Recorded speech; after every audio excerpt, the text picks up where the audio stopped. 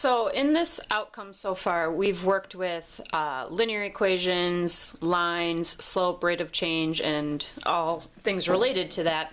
And what we're going to learn today is actually related just as much. We're going to look at what a function is, and then from that function, we'll be able to determine domain and range. So I want you to think of a function just as a regular equation, but there's certain things that would make it a function versus any old equation that could also not be a function.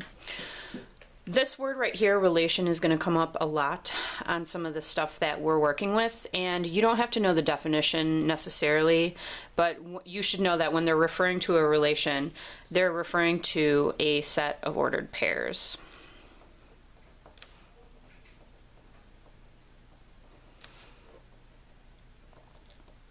And ordered pairs, just remember, are in the form x comma y. So an example of a relation could be something, and we usually see them in a bracket. I might have 0, 1, 1, 3, and 2, 5. And that's just 3 ordered pairs. There could be as many or as few as 1, or as many as you could write, actually. So when we're talking about a relation and we have this set of ordered pairs, there is a domain within the set. And a domain is the x values used. We also call that input, and I'll explain that in a second a little bit more. So if the domain is the x values used, the range is, oops, can't write, the y values.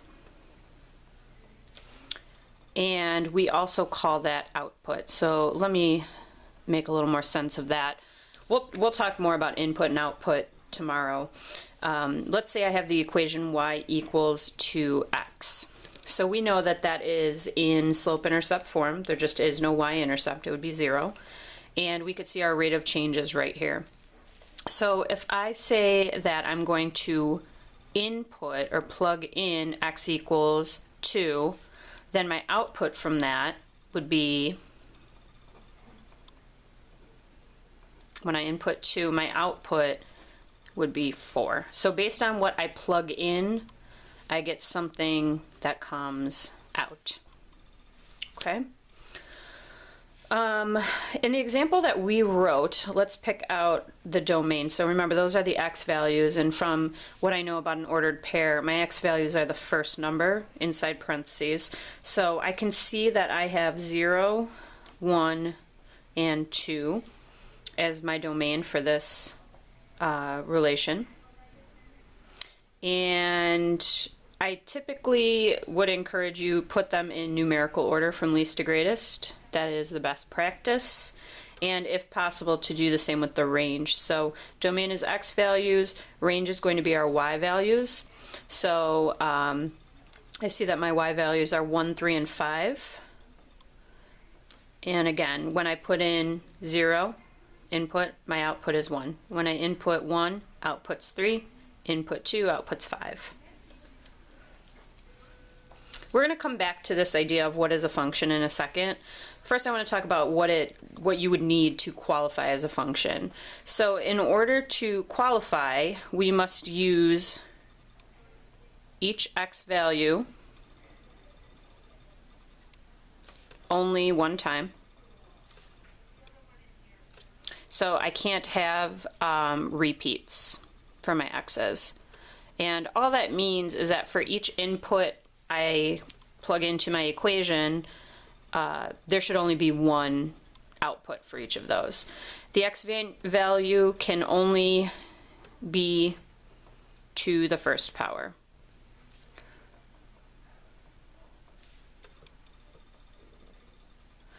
So an example of something like that would be y equals 3x. In this case, x is to the first power. We don't write the little 1 floating next to it, but we know that that's what it means. Something like y equals 4x squared would not be a function because x is squared, so this would not be a function. And we're going to think of a function like students in our math class. Each student must receive 1 grade, an A or a B or whatever it might be, hopefully nothing lower than that, but more than one student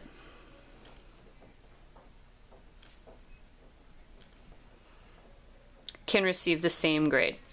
So that idea is I might have 12 students who have an A, but if a student has an A, they only have an A. They don't have an A and a B. So in this case, the grades, which would be our choices, A, B, C, don't want to go any lower than that. There's a lot of students that could have each of those. These are my X's and these are my Y's. So student number 1 could have an A. Student number B, or student number 2 could have a C. Student number 3 could have a B, so on and so forth. Okay. Determine whether the following sets qualify as a function, why or why not. So now that let me go back up to this. I skipped that part. So when we're talking about a function on a graph, it's going to look a lot like what we've already done. It has to be a straight line. It could have positive slope, it could have negative slope, it could have no slope. But basically for each point on this line, each x value has only one y value. So when I plug in x equals 0, I can figure out what y is. X equals 3, I can figure out what y is. So as far as points go, each x has only one y. And it is basically an equation. And we'll talk more about examples of what is not a function, but as far as what is a function, this is a good start. So when I look down at the bottom here, it says to determine whether the following sets qualify as a function and then explain why or why not. So I look at this domain. These are my x values. Let's remember that. Range is my y values. So this is just the list of x's and y's. When I look down here, I see that I have 4 x values and only 3 y values. So just looking at this, I wouldn't necessarily know what's paired with what. But when I come to my actual relation set, I can see that 0 is paired with 2, 1 is also paired with 2, 4 pairs with 5, and 6 pairs with 13. Now, is this a function?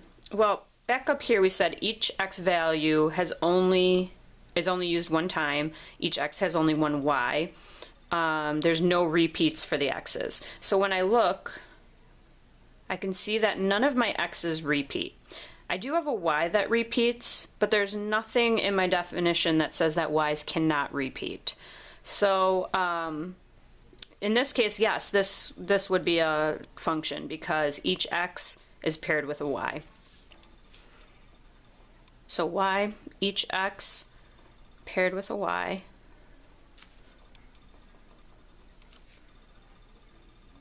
And no x's repeat. And that is the definition of a function. So when I flip over, you can see that I have a couple more examples. Try 10, 11, and 12. Go back and read carefully and think about some of the stuff we talked about, and then we'll decide tomorrow together what your thoughts are and whether you're correct or not. So vertical line test, and what does it tell? This is one last thing I'm going to talk about with you guys. So if I have my x and y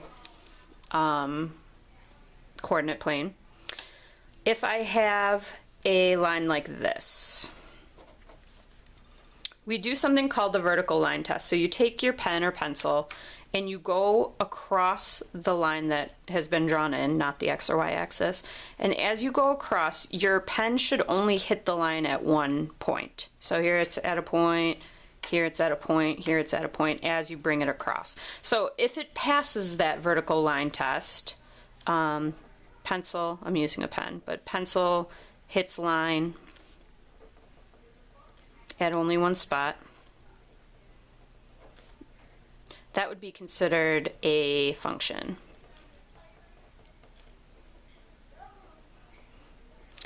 If I had something with our zero slope or no slope, again, as I drag my pen across, I can see that it's only hitting the line at one spot each as I go across. So this would be a function. These are both functions. You might want to draw these on separate graphs. I'm just going to do them on the same, but you can pause the video and draw new coordinate planes. If I have something that is straight up and down, which we should remember is undefined slope. We took those notes last week. As I go across, as it hits the line, we can see that the line is hitting my pencil or pen at many spots. It actually covers the whole line at once. So this would be not a function if it has undefined slope. And then just so that it's not too messy, I'm going to draw another small coordinate plane here. Another example of something that would be considered not a function would be, sometimes we see these like curvy graphs. They're called parabolas. We'll get to that later in the year though. So if I have a curvy graph like this, as I go across, it might only be hitting at one point there, but now I can see it's hitting at 2 points, and then it continues to hit at 2 points. So this would not be a function. And again, let's think about what it means to be a function. Each x has only one y. Well, at this x, let's say it's -1, I have a y up here and I have a y down there. So that means it's not a function. Going back to my undefined slope, at this x, whatever it is, let's call it 5. At x equals 5, y is 1, y is 2, y is 3, y is 4, so on and so forth. So there's more than one y for each x here. And that's also why that would be considered not a function. One more thing to add to this. So you have 10, 11, and 12 to do tonight. I'm going to add one more piece to your, the summary is done. Let's worry about the question portion. I want you to draw one graph that would fit as a function. And don't use an example that I already gave because that wouldn't be fair. And then draw another graph. So 2 graphs total. That would be considered not a function. And again, let's not use one that I already did because you already have those examples in your tool belt. And tomorrow we'll share some different ones that we came up with. All right, guys, see you tomorrow.